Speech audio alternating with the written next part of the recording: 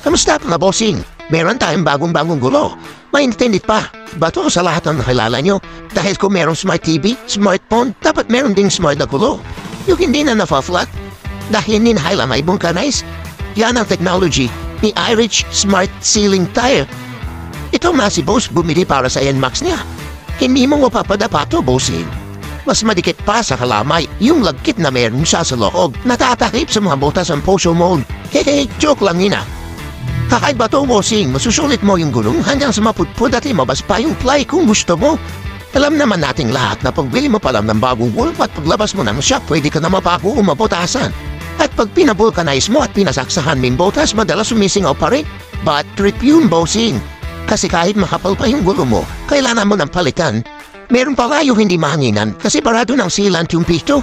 At pinaka-trip sa lahat, yung ganito ang itsura ng mags mo, nabubulok at nasisira sa loob dahil sa sealant.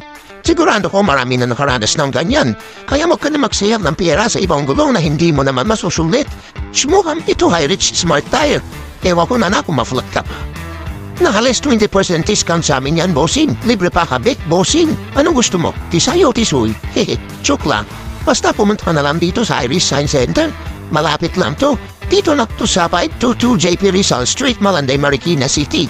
Tapat ng video lamuan. O paano? Kita na lang tayo dito ha.